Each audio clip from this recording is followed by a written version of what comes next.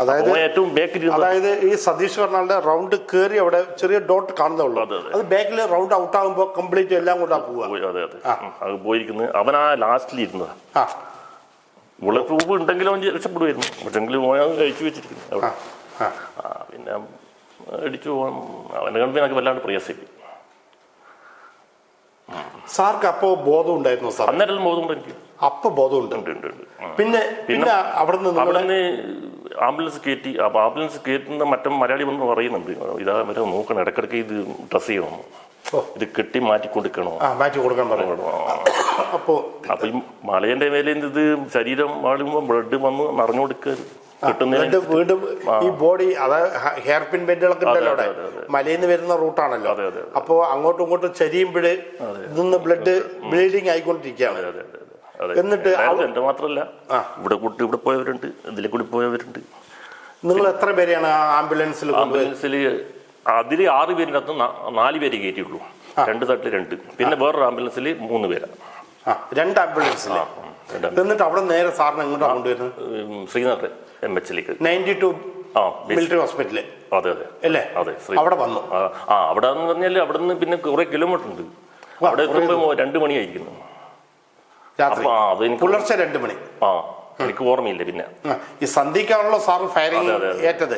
എന്നിട്ട് അന്നത്തെ അർദ്ധരാത്രി കഴിഞ്ഞ് പുലർച്ചെ 2 മണിക്കാണ് ശ്രീനഗർ MH എത്തുന്നത്.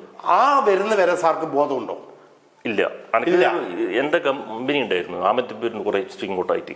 അപ്പൊ അവിടെ CEO മറ്റു കുറച്ച് പേര്, എന്റെ ഒന്നായിട്ട് ഉള്ള ഡ്രൈവർ മലയാളി വീട്ടുകാരെ, അവരെല്ലാം എടുത്ത് അന്നെ കണ്ടുതന്നെ അവർക്കെല്ലാം വല്ലാണ്ട് പ്രയാസമായി. അപ്പൊ നമ്മളിപ്പോ ഇങ്ങനെ കാഷ്വാലിറ്റി എടുത്ത് ഓടുകയായി. നമ്മള് എത്രയും പെട്ടെന്ന് ഹോസ്പിറ്റലിൽ എത്തിക്കുക നമ്മള് ലക്ഷ്യം. വന്നാലേ അവൻ ജീവിക്കും, ഇല്ലേ ബ്ലഡ് ഔട്ടായിട്ട് മരിക്കുക. അപ്പൊ എന്നെ കെട്ടിപ്പിടിച്ച് കാര്യം ഞാൻ പറയണ പെട്ടെന്ന് എത്തിക്കാൻ പറയണമെന്ന് എന്ന് പറഞ്ഞു. ശരി എന്നിട്ട് ഓനും അതിൽ ഹോട്ടലിൽ ഫ്രണ്ടിൽ നിന്ന് മറ്റേ കൂടെ ഒറ്റ വണ്ടി ഇങ്ങോട്ട് സൈഡ് ഇങ്ങനത്തെ പ്രശ്നങ്ങൾ ഉണ്ടാവില്ല, നമ്മൾ ഫുൾ സ്പീഡിൽ വിട്ടു വന്നു. അപ്പം പിന്നെ എനിക്ക് ഓർമ്മയില്ല. പിന്നെ ഓർമ്മയില്ല. അവിടെ വെച്ച് നിങ്ങളുടെ ഓർമ്മ നഷ്ടപ്പെട്ടു.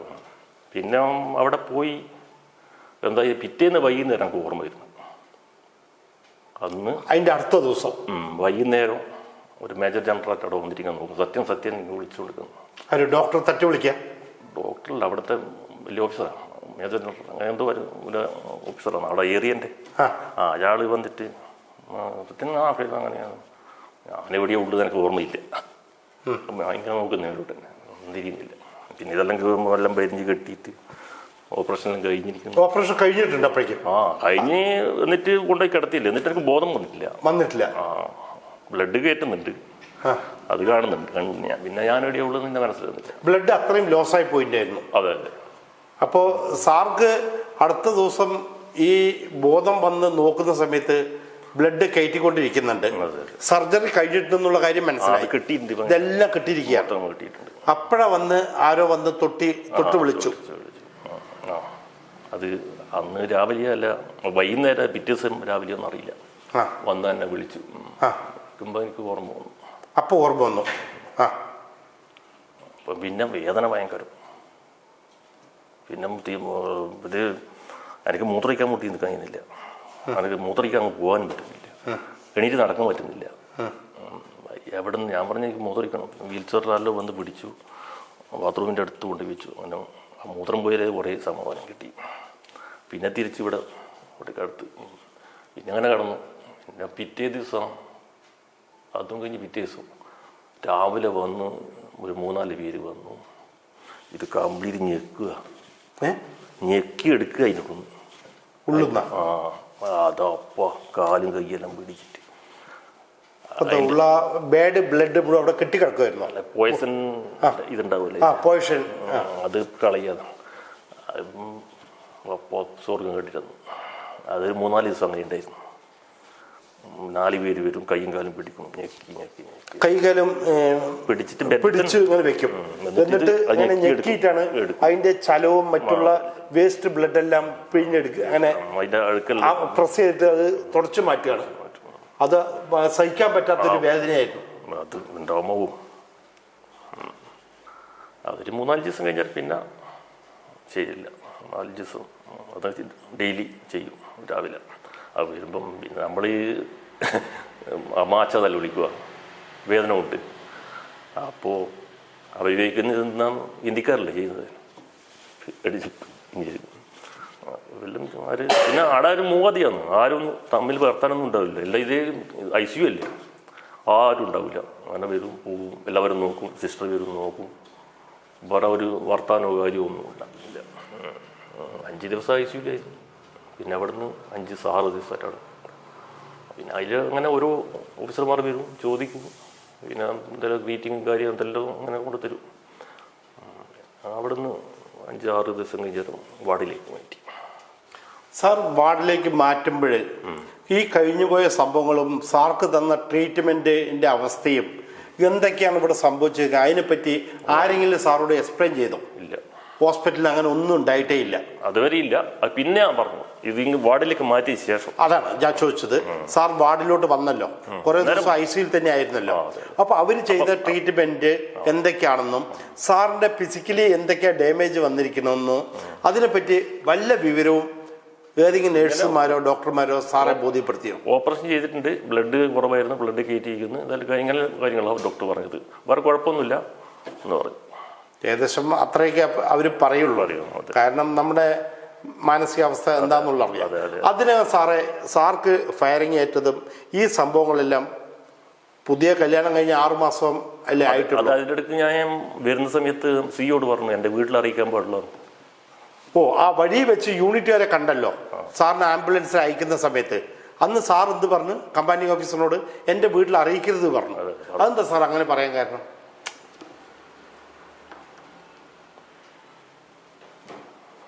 പക്ഷെ വീട്ടിൽ മെസ്സേജ് എത്തിയിട്ടുണ്ടായിരുന്നു?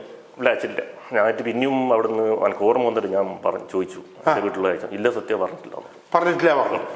മേജർ വന്നിരുന്നു, അമേരിക്ക മാട്ട് വന്നു. അയാൾ പറഞ്ഞില്ല, ഞാൻ സിയോട് പറഞ്ഞ അമേരിക്ക മാട്ടിൽ പറഞ്ഞിരിക്കുന്നു, അയച്ചില്ല. ശ്രീനഗറിൽ ഈ സർജറിയെല്ലാം കഴിഞ്ഞ് വാർഡിലോട്ട് മാറിയ ശേഷമാണ് ഈ മേജറുമായിട്ട് സാർ സംസാരിച്ചത്. ചോദിച്ചു വീട്ടിൽ അറിയിച്ചോ ചോദിച്ചു. സാർ ഒരു കാര്യം പറഞ്ഞിട്ടല്ലോ വീട്ടിൽ അറിയിക്കരുതെന്ന്. അവരത് വാക്ക് പാലിച്ചോ? ഇവിടെ ടെലിഗ്രാം ഒന്നും വന്നിട്ടില്ല. പിന്നെ എത്ര ദിവസം? 1 മാസം ഇവിടെ കിടന്നു. 1 മാസം കിടന്നു. സാറിന് ആ ബോധം വന്ന ശേഷം സാർക്ക് സ്വയം എൻ്റെ വീട്ടിൽ നിന്ന് ആരും എന്നോടൊപ്പം ഇല്ല, എൻ്റെ ഈ അവസ്ഥ വീട്ടുകാർ അറിയുന്നുണ്ടോ, ഇതൊരു ആശങ്ക ഏതൊരാൾക്കും ഉണ്ടാവുമല്ലോ.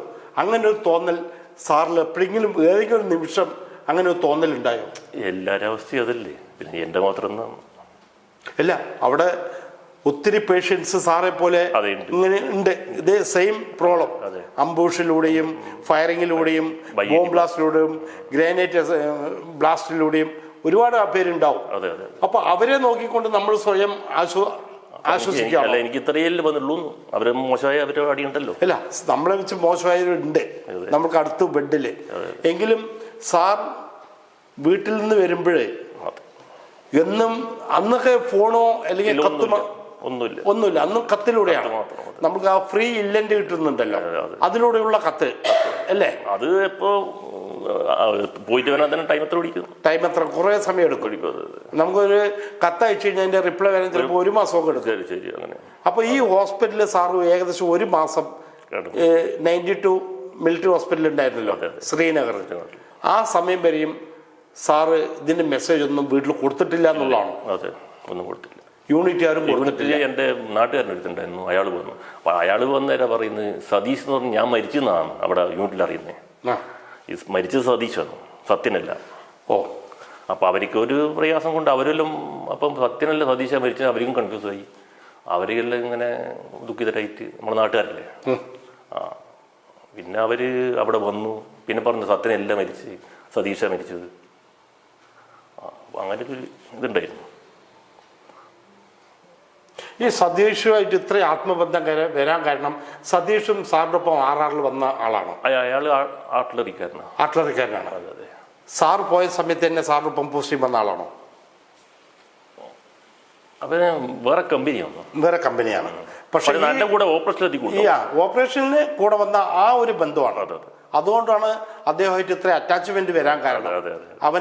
അവൻ വെടികൊണ്ടാവും മരണപ്പെട്ടല്ലോ എന്നുള്ള ചിന്തിക്കുമ്പോഴേ. അന്ന് ഉച്ചക്കടക്കം ഈ അവിടുത്തെ ഗ്രാമങ്ങളിലുള്ള ചോളമെല്ലാം എടുത്ത് ചുട്ടു നിന്നായിരുന്നു. അന്ന് ഈവനിങ് ആകുമ്പോഴാണ് ഇത് സംഭവിക്കുന്നത്. അവനെപ്പോ എന്റെ വണ്ടിയിൽ വരൂ. സാറിന്റെ വണ്ടിയിലേ വരുള്ളൂ. അങ്ങനെ ചിലവരുണ്ട്, പ്രത്യേകിച്ച് സ്നേഹമുള്ള ആ വണ്ടിയിലേക്കേ കയറുള്ളൂ ജവാൻസ്. സാറേ, പിന്നെ വേറൊരു കാര്യം, ഏകദേശം 1 മാസം ഈ ട്രീറ്റ്മെന്റ് ഈ മിലിറ്ററി ഹോസ്പിറ്റലിൽ തുടർന്നു അല്ലേ, ശ്രീനഗറിൽ. അതിനുശേഷം എന്താണ് സാർ, ഏകദേശം നിങ്ങൾക്ക് കൈ പൊന്തിക്കാനോ വല്ലതും പറ്റിയോ? കൈ അങ്ങനെ പൊന്തിക്കാൻ പറ്റില്ല. കൈ പൊന്തിക്കാൻ പറ്റില്ല. ഇപ്പോഴത്തെ അവസ്ഥ അങ്ങനെ തന്നെയാണോ? അല്ല, ഇപ്പൊ അങ്ങനെയില്ല. ഇപ്പം പൊന്തിക്കാൻ പറ്റും. റൗണ്ട്സ് ഉണ്ട്, റൗണ്ട്സ് കിടക്കുക. ആ റൗണ്ട് ഇപ്പോഴും കിടക്കുകയാണോ? അതെ അതെ അതെ. അത് റിമൂവ് ചെയ്തിട്ടില്ല? ഇല്ല. അത് സാറ് തൊട്ട് പോയിക്കോ. ഇത് ഇവിടെ തൊട്ടത്തിരി ഇങ്ങോട്ട്.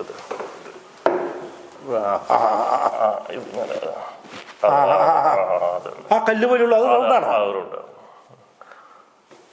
ഇവിടുന്ന് ഇങ്ങനെ ഔട്ടായില്ല. ഇവിടെ ഓപ്പറേഷൻ ചെയ്യുന്നുണ്ട്. 7 സ്റ്റിച്ച് ഉണ്ട് ഇവിടെ. അത് ഇവിടെ ഇത് പോയില്ല. പിന്നെ അത് അവിടെ തങ്ങി കിടക്കപ്പോഴും ഇപ്പോൾ ഇവിടെ കിടക്കുക. അത് എല്ലാം നേരം ക്രേക്ക് ആയിരിക്കുന്നത്. പക്ഷെ എള്ളിന്റെ വിട്ടിരിക്കുന്നത് മസിലാ ഇപ്പോൾ മസിലുള്ളത്.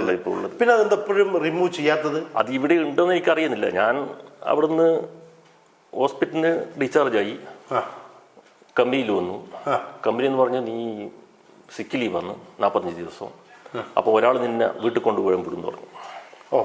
ഈ ശ്രീനഗർ മിലിറ്ററി ഹോസ്പിറ്റലിലെ ട്രീറ്റ്മെന്റ് കഴിഞ്ഞ ശേഷം നിങ്ങൾക്ക് സിക്ക് ലീവ് തന്നു. 6 വീക്ക് അല്ലേ?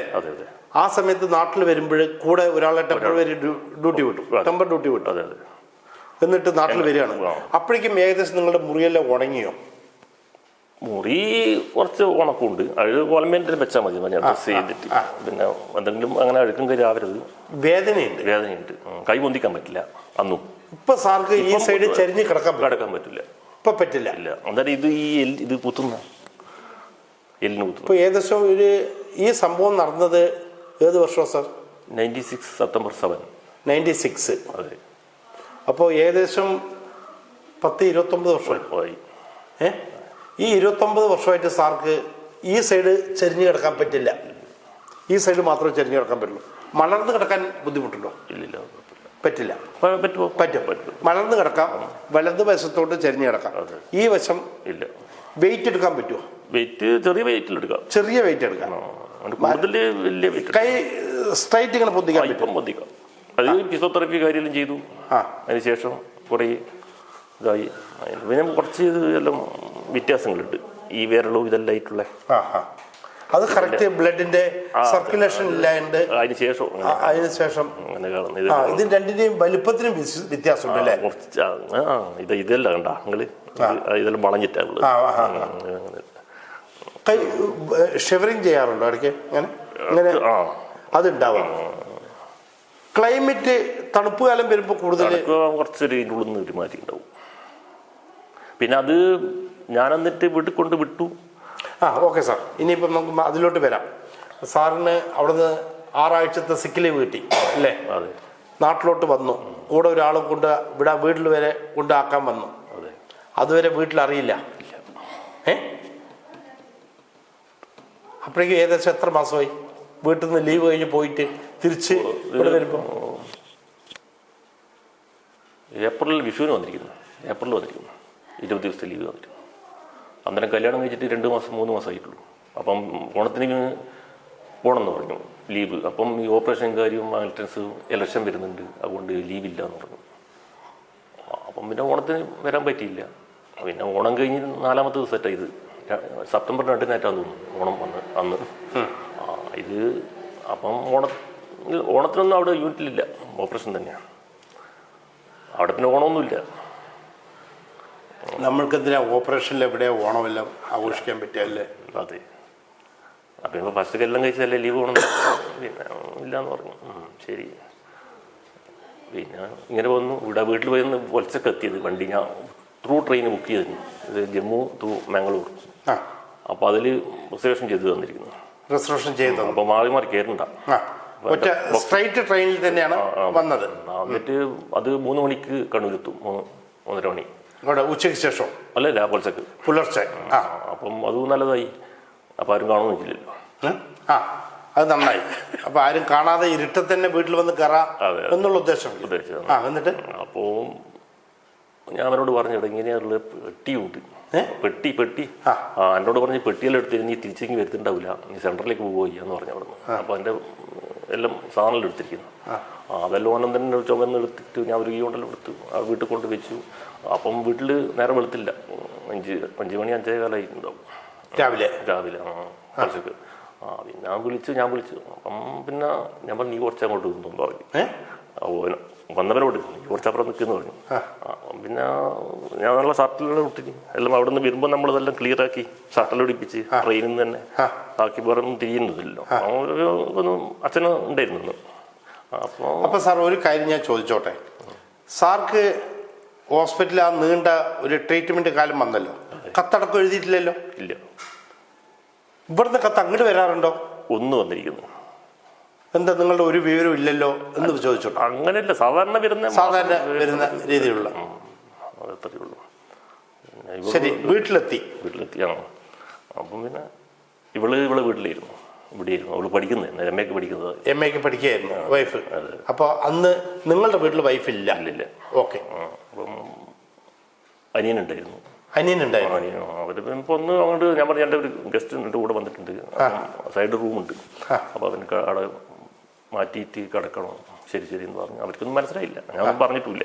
ഇതും പറഞ്ഞിട്ടില്ല, കൈൻ്റെ കാര്യം അപ്പോഴും പറഞ്ഞില്ല. പിന്നെ എല്ലാം കഴിഞ്ഞു, ബ്രേക്ക്ഫാസ്റ്റ് എല്ലാം ആയി, എല്ലാം കൊടുത്തു. പിന്നെ ബ്രേക്ക്ഫാസ്റ്റ് കഴിച്ചതിന് ശേഷം അവൻ പറഞ്ഞു കാര്യം ഈ നിങ്ങളെ കൊണ്ട് വിടാൻ വന്നവരാണ്. ആരോട് പറഞ്ഞു? അച്ഛനോടും അനുജനോടും പറഞ്ഞു. അമ്മയോടും പറഞ്ഞു? അനിയനോടും. അമ്മയോട് അവിടെ ഉള്ളു. പിന്നെ വന്ന് പറയൊന്നും ഇല്ലല്ലോ, സാധാരണ വരുന്ന പോകുന്നു, അത്രയേ ഉള്ളൂ. അവരോട് പറഞ്ഞു. പിന്നെ അച്ഛനെപ്പാടിന്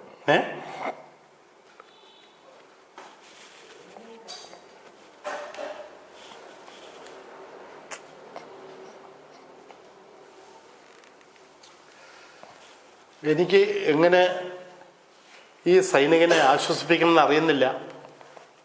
അത്രയും വളരെ ദുഃഖപരമായിട്ടുള്ള അവസ്ഥയാണ് ഇദ്ദേഹത്തിൻ്റെ സൈനിക സേവനത്തിനിടെ നടന്ന സംഭവങ്ങൾ. ഇത്രയും വലിയ ഒരു മേജർ അറ്റാക്ക് നടന്ന് നീണ്ടകാലം ഹോസ്പിറ്റലിൽ നിന്ന് പുതിയ കല്യാണം കഴിഞ്ഞ് തിരിച്ചു പോയതായിരുന്നു. തിരിച്ച് ആ വീട്ടിലെത്തുന്നവരെ അദ്ദേഹം ഈ സംഭവങ്ങളൊന്നും ആരോടും ഷെയർ ചെയ്യാതെ, അതും ആ ദുഃഖങ്ങൾ മുഴുവൻ സ്വയം മനസ്സിൽ ഒതുക്കിക്കൊണ്ട് വീട്ടിൽ എത്തിയ വിശേഷങ്ങളാണ് നമ്മളോടിപ്പോൾ ഷെയർ ചെയ്തത്. എന്നിട്ട് വീട്ടിൽ വന്ന ശേഷം അതിന് ശേഷമാണ് അച്ഛനോട് ഈ കാര്യം കൊണ്ടാക്കാൻ വന്നവർ പറഞ്ഞ് ധരിപ്പിക്കുന്നത്, ഇങ്ങനെയെല്ലാം സംഭവിച്ചിട്ടുണ്ട് എന്നുള്ളത്. അച്ഛൻ്റെ പ്രതികരണം എന്തായിരുന്നു സാറേ? അച്ഛൻ കരഞ്ഞു. പിന്നെ അവരങ്ങ് അപ്പുറം വീഡിയോ പോയി, അവരുടെ ഫ്രണ്ടിന് പോയി പറഞ്ഞു. അവിടെ നാട്ടിൽ വന്നു, പറഞ്ഞു ഒന്നും കുഴപ്പമൊന്നുമില്ല ഇപ്പം അങ്ങനെ പറഞ്ഞു. അപ്പം കുറച്ച് പേര് വന്നു വീട്ടിൽ. പ്ലീസ് വെള്ളം കുടി.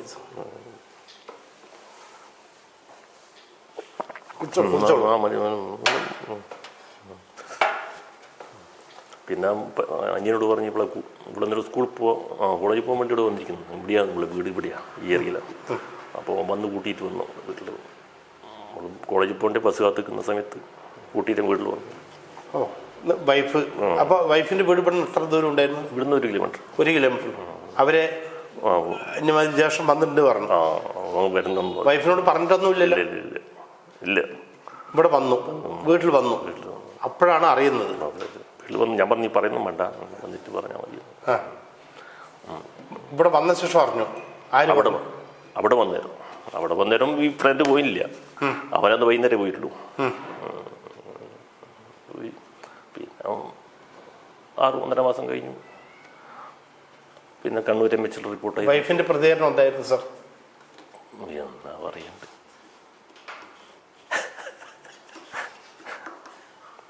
അത് എന്നാ പറഞ്ഞു, നീ ഒന്ന് കരഞ്ഞു കുറച്ച് മാത്രമേ, വേറൊന്നുമില്ല.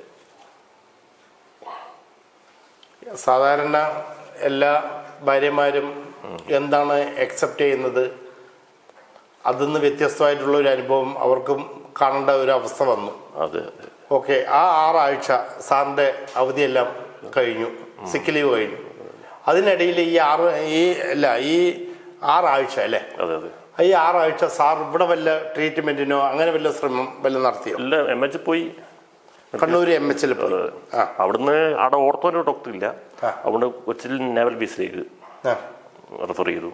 അവിടെ ഒരു കോച്ച് സാർ ഉണ്ടായിരുന്നു ഓർത്തോന്റെ. അപ്പൊ അയാളാന്ന് പറഞ്ഞത് ഇങ്ങനെ എക്സ്റേ എടുത്തിട്ട് പോകാന്ന് പറഞ്ഞു.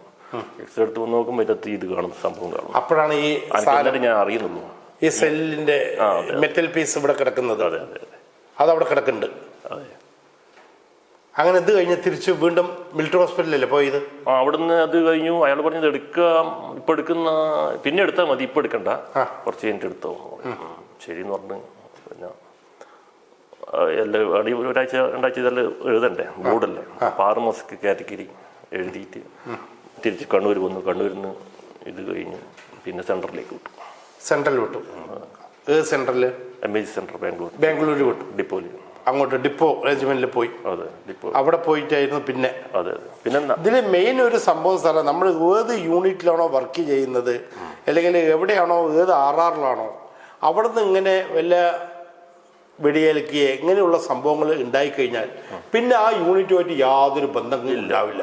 പിന്നെ നമ്മുടെ ട്രെയിനിങ് സെന്ററും ഹോസ്പിറ്റലും അവിടെയുമായിട്ട് മാത്രമേ ബന്ധമുള്ളൂ. പിന്നെ അവരുമായിട്ട് യാതൊരു കണക്ഷൻ ഉണ്ടാവില്ല, ഒരു വിശേഷങ്ങളും കൂടുതൽ ഷെയർ ചെയ്യാൻ പറ്റൂല, അല്ലേ? ഈ ഒരു വല്ലാത്തൊരു മാനസികാവസ്ഥ ആണ് ഉള്ളത്. പക്ഷെ നമ്മളുടെ സാധനങ്ങൾ എവിടെ കിടക്കുന്നത്, എന്ത് കിടക്കുന്നത്? ഒരു പട്ടാളക്കാരനെ സംബന്ധിച്ച് ഒരു ഇരുമ്പ് ബോക്സ് മാത്രം ഉണ്ടാവും. അത് നിങ്ങളുടെ ആ മിലിറ്ററി ഹോസ്പിറ്റലിൽ ലീവ് അലോട്ട് ചെയ്യുമ്പോൾ ഈ സാധനം അവിടെ എത്തിക്കും, അല്ലേ? അതുമായിട്ട് നാട്ടിൽ വരും. പിന്നെ ഹോസ്പിറ്റല്, അതിന്റെ ഡിപ്പോ റെജിമെന്റ്, ട്രെയിനിങ് സെന്റർ, പിന്നെ പേപ്പർ വർക്കുകളാണ്. പിന്നെ അവിടുന്ന് JNK സർക്കാർ ഒരു 10,000 രൂപ വന്നിരുന്നു. ജമ്മു കാശ്മീർ ഗവൺമെന്റ് 10,000 രൂപ. പിന്നെ നമ്മള് 3 പേർ മരിച്ചുപോയി. 2 പേര് അന്നേരം തന്നെ മരിച്ചു. ഒരുത്തന്നെ ഇവിടെ കൊണ്ടിട്ട് ഇന്ന് പോയതാ. അപ്പൊ അവര് 3 ദിവസം കഴിഞ്ഞേരം ഉദംപൂർ ഹോസ്പിറ്റലിൽ നിന്നാണ് മരിച്ചത്. മറ്റുള്ളവരിൽ നമ്മൾ ക്ലിയറായി, മറ്റ് 4 പേര് നമ്മൾ. അങ്ങനെ ബാംഗ്ലൂർ പിന്നെ എത്ര കാലം നിന്ന് സാർ? ബാംഗ്ലൂരിൽ 6 മാസം വരെ ഇവിടെ ഇങ്ങനെ അടുത്ത ബോർഡില്ല, മെഡിക്കൽ ബോർഡ് വരുന്നവരെ അവിടെ വെയിറ്റ് ചെയ്യുന്നു. പിന്നെ ഞാൻ എൻ്റെ ശരിയായ യൂണിറ്റ് 15 ഇഞ്ച് റെജിമെൻ്റാണ്. അപ്പോൾ അവിടുത്തെ CO ലെറ്റർ എഴുതി, എനിക്ക് ഇപ്പം ഇങ്ങനെ ഉള്ളത്, എനിക്ക് ഇവിടെ ബാംഗ്ലൂരിൽ എവിടെയാണെങ്കിലും ഒരു പോസ്റ്റ് ചെയ്ത് തരണം എന്ന് പറഞ്ഞിട്ട് അപേക്ഷ എഴുതി. അയാൾ ഓക്കെ എന്ന് പറഞ്ഞു. അയാൾ പിന്നെ ബാംഗ്ലൂരിൽ തന്നെ പോസ്റ്റ് ചെയ്യാൻ വേണ്ടി പറഞ്ഞു. അപ്പോൾ എനിക്ക് പോസ്റ്റിംഗ് അവിടെ MT കമ്പനിയിൽ പോസ്റ്റ് ആയിട്ട് അവിടെ. പിന്നെ ഈ ബോർഡും കാര്യവും അവിടെ 6 മാസം കൂടുമ്പോൾ പോകണം, വരണം, പെർമനൻ്റ് ആക്കുന്നില്ലല്ലോ.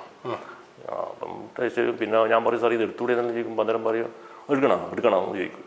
പിന്നെ എനിക്ക് വലിയ പ്രയാസമില്ല, പറഞ്ഞ് ഈ അടക്കട്ടെ, കിടന്നോട്ടെ എന്ന് വിചാരിച്ചു. അങ്ങനെ ഇതായി. പിന്നെ 2-3 വർഷം കഴിഞ്ഞ് അപ്പം എനിക്ക് 14 വർഷവും 6 മാസമായി. അപ്പം ഞാൻ പറഞ്ഞു, എന്നെ വിട്ട് എൻ്റെ വീട്ടിൽ അച്ഛനും അമ്മക്കൊന്നും സുഖമില്ല, എനിക്ക് പോകണോ. ഇങ്ങനെയാണ് പറഞ്ഞ് ഒരു അപേക്ഷയിൽ എഴുതിയിട്ട് CO കൊടുത്ത് മാർച്ച് ചെയ്ത് തന്നെ കമ്പനിക്കന്മാരുടെ പോയി. CO പോയി, അയ്യോ നിന്നെ വിടാൻ പറ്റില്ല, നീ പ്രൊമോഷൻ, ഞാൻ ഇന്നലെ HC കേഡർ വന്നു, കവിതർ കേഡർ, നീ ഒന്നും ചെയ്യേണ്ട, അവിടെ ഇരുന്നാൽ മതി, എനിക്ക് എല്ലാ പ്രൊമോഷൻ തരും. ഞാൻ പറഞ്ഞു, എനിക്ക് പ്രൊമോഷൻ വേണ്ട, ഒന്നും വേണ്ട സാറേ, ഇനി വീട്ടിൽ പോയിട്ട് ഇരിക്കുക, വീട്ടിലെ പ്രയാസം കാണാം, അതുകൊണ്ട് തന്നെ എനിക്ക് പോയേ പറ്റും. CEO പറഞ്ഞ് ശരി SM സാബ് പറഞ്ഞു കൊടുക്കുന്നതെന്ന് പറഞ്ഞു. അയാൾ കുറേ തന്നെ പറഞ്ഞു. എന്നിട്ട് ഒരാഴ്ച കഴിഞ്ഞിട്ട് ആദ്യം ഇൻ്റർവ്യൂ. ഞാൻ പറഞ്ഞു, സാറിന് എന്നെ വിട്ടുവിടുന്നു. അത് വിടാൻ പറ്റില്ല, നിൻ്റെ കേസ് ഇതാണെന്ന്, ഞാൻ വിട്ടു കഴിഞ്ഞാൽ പിന്നെ ഞാൻ കോടതിയിൽ കയറേണ്ടി വരും, അതുകൊണ്ട് നീ പ്രൊമോഷൻ എടുത്തിട്ട് അങ്ങനെ പോകും, എനിക്കൊരു പ്രയാസമില്ല, അങ്ങനെയൊന്നും പറഞ്ഞു, ഒന്നും ചെയ്യണ്ട. അതിൻ്റെ 3 പ്രാവശ്യം മാർച്ച് ചെയ്തു അയാൾ. മറ്റേ 3ാമത്തെ പറഞ്ഞ് പിന്നെ ഷെൽട്ടർ അപ്പോയിൻമെൻറ്റ് കൊടുക്കുമെന്ന് പറഞ്ഞു. ബില്ലിംഗ് ആണ് ബില്ലിങ്. ഞാൻ വരാൻ ചെയ്യാൻ നോക്കി. അപ്പോൾ അൺബില്ലിങ് ചെയ്തു. അപ്പോഴേക്ക് 15 വർഷം അങ്ങ് 3 മാസം ഇതിൻ്റെ വൈകുന്നു, 4 മാസം. പിന്നെ എൻ്റെ ഓക്കെ ആയി. അപ്പോൾ ഡേറ്റ് പിന്നെ ഒരു 6 മാസം ഞാൻ ലീവ് കഴിഞ്ഞാൽ വരുമ്പോഴേക്ക് എൻ്റെ ഡേറ്റ് വന്നു, 2000 മെയ് 11.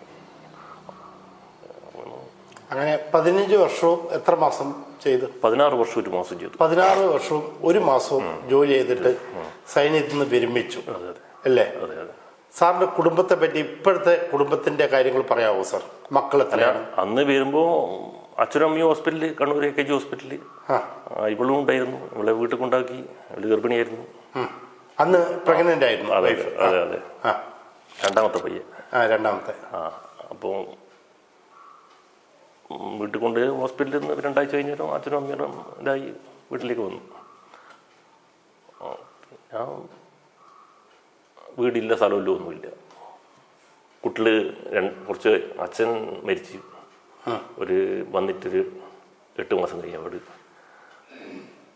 പിന്നെ രണ്ടാമത്തെ ഉണ്ടായി. സാർ അതായത് ആർമിയിൽ നിന്ന് വരുന്ന സമയത്ത് ഈ മക്കളുടെ പ്രായം, ഈ 16 വർഷം 1 മാസം സാർ ജോലി ചെയ്തല്ലോ. അതെ അതെ. ആ വരുന്ന സമയത്ത് സാറിന്റെ അച്ഛൻ ജീവിച്ചിരിപ്പുണ്ട്? അപ്പോ ഉണ്ട്. അച്ഛനുണ്ട്. അച്ഛൻ 8 മാസം കഴിഞ്ഞ് മരിച്ചത്. അച്ഛനും ഉണ്ട്. അപ്പൊ അമ്മയും ഉണ്ട്. ഈ കുട്ടികളുടെ പ്രായം എന്തായിരുന്നു സാറേ അപ്പോ?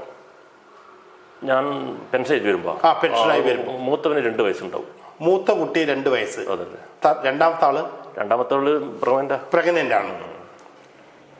ഇപ്പൊ അവരെല്ലാം എന്ത് ചെയ്യുന്നു സാർ? അവര് മൂത്താള് എയർഫോഴ്സിൽ ബിടെക് പഠിക്കുമ്പോൾ അങ്ങനെ പരീക്ഷ എഴുതി കിട്ടി. ബിടെക് പഠിച്ചുകൊണ്ടിരിക്കുമ്പോൾ എഴുതി എയർഫോഴ്സിൽ കയറി. ഇപ്പൊ എയർഫോഴ്സിൽ ജോലി ചെയ്തോണ്ടിരിക്കുക. അതെ. പിന്നെ അടുത്താള്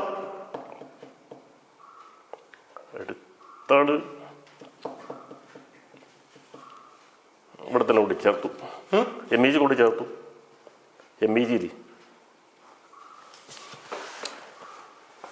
ഈ പ്രേക്ഷകർ കേൾക്കുന്നില്ലേ? ഇത്രയും മാരകമായിട്ടുള്ള അപകടം നടന്ന ശേഷവും 2 ആൺകുട്ടികൾ ഈ രാജ്യത്തിന്റെ എയർഫോഴ്സിൽ ധൈര്യസമേതം ജോലി ചെയ്യുന്നു. രണ്ടാമത് വീണ്ടും ഒരു ആൺകുട്ടി എന്ന് പറഞ്ഞല്ലോ, അദ്ദേഹം ഇന്നിപ്പോൾ മദ്രാസ് എഞ്ചിനീയറിംഗ് റെജിമെന്റ്, അദ്ദേഹം ആർമിയിൽ വർക്ക് ചെയ്യുന്നു. ഈ ധീരജവാനെ നമ്മൾ ഏത് വിധത്തിൽ നമ്മൾ സല്യൂട്ട് ചെയ്യണമെന്ന് സല്യൂട്ട് മീഡിയയ്ക്ക് തന്നെ അറിയുന്നില്ല. ഇത്രയും വലിയ ത്യാഗം ചെയ്ത ശേഷവും ആ 2 മക്കളെയും ഇന്ന് സൈന്യത്തിന്റെ സേവനത്തിന് വേണ്ടി അയച്ചിരിക്കുകയാണ്. ഇന്ത്യയിലുള്ള ഓരോ പൗരന്മാരും അവർ മനസ്സിലാക്കേണ്ടതും ചിന്തിക്കേണ്ട ഒരു വിഷയമാണ് ഈ ധീരജവാൻ ചെയ്തിരിക്കുന്ന പ്രവൃത്തി.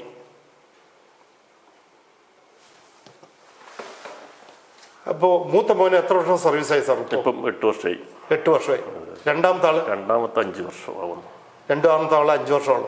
MEG തന്നെയാണ്. മൂത്താൾ എവിടെ ജോലി ചെയ്യുന്നത്? പഞ്ചാബില്. ഏതാ സെക്ടർ? ആദംപൂർ എയർഫോഴ്സ് സ്റ്റേഷനിൽ. രണ്ടാമത്തെ മോൻ ഇപ്പോൾ ഉള്ളത് 22 എഞ്ചിനീയറിംഗ് റെജിമെന്റ്. 22 engineering regiment. എയർഫോഴ്സിലുള്ള എന്താ പേര്? സഞ്ജയ് സത്യൻ. സഞ്ജയും സത്യനും MEGയിലുള്ള അല്ലല്ല, സഞ്ജയ് സത്യൻ എന്ന പേര്. സഞ്ജയ് സത്യൻ എയർഫോഴ്സിലുള്ള ആള്. ആർമിയിലുള്ളത് സന്ദീപ് സത്യൻ. നിങ്ങൾ 2 പേർക്കും സല്യൂട്ട് മീഡിയയുടെ ഒരു ബിഗ് സല്യൂട്ട് സാർ. ഇത്രത്തോളമായി റിട്ടയർമെന്റുമായിരുന്നു. ചെറിയ കുഞ്ഞുങ്ങളായിരുന്നു. 2 വയസ്സും ഒരു കുട്ടി പ്രഗ്നന്റുമായിരുന്നു. അവർ വലുതായി വന്നു. 2 പേരെയും സൈന്യത്തിന്റെ സേവനത്തിന് വേണ്ടി സാർ പറഞ്ഞു വിട്ടു. സാർ ഇപ്പൊ തിരിഞ്ഞു നോക്കുമ്പോൾ സമയത്ത് എന്താ സാർക്ക് ഈ പ്രേക്ഷകരോട് പറയാനുള്ളത്?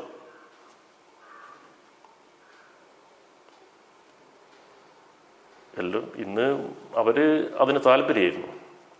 എയർഫോഴ്സ് ഇപ്പം അവന് താല്പര്യം. ഞാൻ പറഞ്ഞു ഇഷ്ടമുണ്ടെങ്കിൽ പോയാൽ മതി, ആരും നിർബന്ധിക്കില്ല. ഞാൻ എയർഫോഴ്സ് പോകാൻ ഇഷ്ടമാണെന്ന് പറഞ്ഞു. ശരി. മറ്റവനോടും ചോദിച്ചു, ഇങ്ങനെ പ്രയാസങ്ങളുണ്ടാവും, പോകാൻ പറ്റുമെങ്കിൽ പോയാൽ മതി. അപ്പോൾ അവനും താല്പര്യം. ഞാൻ പറഞ്ഞു ശരി നോക്കാം. പിന്നെ മറ്റവൻ പരീക്ഷ എഞ്ചിനീയറിംഗ് പഠിക്കുന്ന സമയത്ത് 1 വർഷം കഴിഞ്ഞിട്ടായിരുന്നു റിസൾട്ട് വന്നത്. ഒരു പിതാവെന്ന നിലയിൽ ഇവർ 2 പേരും സൈന്യത്തിൽ സേവനം അനുഷ്ഠിക്കുന്നു. സാർക്ക് അവരെ പറ്റി അഭിമാനിക്കാൻ ഒരു വകയില്ലേ? ഉണ്ട്, തീർച്ചയായില്ലേ? ഉണ്ട്. സാർ ഇപ്പോൾ 2 മക്കളും ഡിഫൻസിൽ വർക്ക് ചെയ്യുന്നു. ഇപ്പോൾ ആരോഗ്യസ്ഥിതി എങ്ങനെയുണ്ട് സാറിന്റെ? അപ്പം വേറെ കുഴപ്പമൊന്നുമില്ല, അങ്ങനെ കഴിഞ്ഞു പോയിക്കൊണ്ടിരിക്കുന്നുണ്ട്. സാറിൻ്റെ ഒപ്പം ജോലി ചെയ്തവരും മിക്കവാറും എല്ലാവരും റിട്ടയർമെന്റ് ആയി കാണും അല്ലേ? ഈ പ്രോഗ്രാം കാണുന്നുണ്ടാവും, നമ്മുടെ സെല്യൂട്ട് മീഡിയന്റെ ഇന്റർവ്യൂ ചാനൽ ശ്രദ്ധിക്കുന്നുണ്ട്. അവരോട് സാർക്ക് എന്താണ് പറയാനുള്ളത്?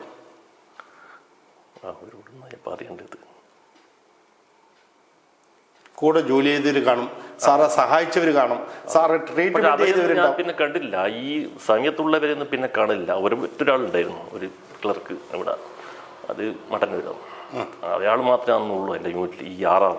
ബാക്കിയെല്ലാം പല സ്ഥലത്തും പോയി. അവരെല്ലാം പുറത്തല്ലേ, ഹിന്ദിക്കാരല്ലേ കൂടുതലുള്ളത്. ഹിന്ദിക്കാരായിരുന്നു. അതെ. പിന്നെ ഞാൻ കാര്യം കണ്ടില്ല, ഇയാൾ മാത്രമേ കാണുള്ളൂ. ഇപ്പം കാണില്ലായിരുന്നു. സാറിന്റെ ശാരീരിക അവസ്ഥയും ഇപ്പോഴത്തെ ഈ സ്റ്റേജ് ഉണ്ടല്ലോ, സാർ ഏറ്റവും കൂടുതൽ കടപ്പാട് ആരോടാണ് സാർ? നമ്മൾക്കെന്നും താങ്ങും തണലോ ആയിട്ട് എപ്പോഴും ഒരു കാര്യം ഉണ്ടാവുമല്ലോ ഏതൊരു മനുഷ്യനും. സാർക്ക് ഏറ്റവും കൂടുതൽ ആരോടാണ് കടപ്പാടുള്ളത്? എനിക്കിപ്പോൾ എൻ്റെ അമ്മയും ഇപ്പം ജീവിച്ചിരിപ്പുണ്ട്, അവരെ നോക്കണം. അമ്മയുണ്ട് ഒപ്പം? അതെ. സാറിൻ്റെ ഒപ്പമാണോ? സാറിൻ്റെ ഒപ്പമാണോ? ഇത്രയുള്ള ഇവിടെയായിരുന്നു. അപ്പോൾ ഇവളെ വൈഫിൻ്റെ അമ്മ മരിച്ചതുകൊണ്ട് പെങ്ങളുടെ വീട്ടിലാണ് അങ്ങോട്ട് പോയിരിക്കുന്നു. പിന്നെ ആരോടാണ് കടപ്പാട്? വേറെ കുട്ടികൾ ഇനി ഒരു കല്യാണം കാര്യം കഴിച്ചു കൊടുക്കണം, പിന്നെ അവർ സെറ്റിലായി നമ്മളങ്ങ് പോകും. പിന്നെ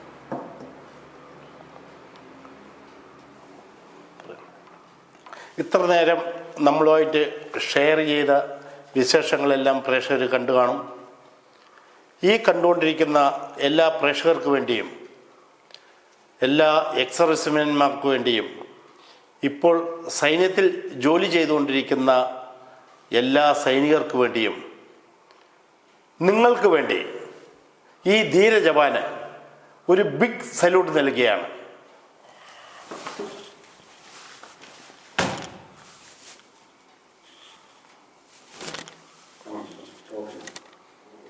ഞങ്ങളുടെ ചെറിയൊരു ഉപകാരം. Okay, thank you sir.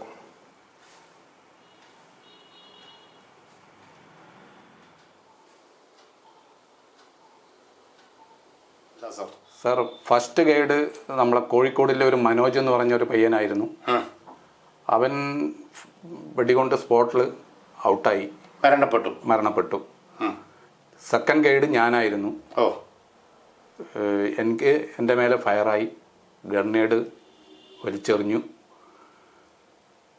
ഗ്രനേഡിൻ്റെ ഇതൊന്നും എനിക്ക് പറ്റിയില്ല. ഫയർ എൻ്റെ ഹിപ്പ് ജോയിൻറ്റിൽ, ആർട്ടിഫിഷ്യൽ ഹിപ്പ് ജോയിൻറ്റ് തകർത്ത് കളഞ്ഞു. കംപ്ലീറ്റ് ഹിപ്പ് ജോയിൻറ്റ്, നെക്ക്, ഫ്യൂമർ എല്ലാം തകർത്ത് കളഞ്ഞു.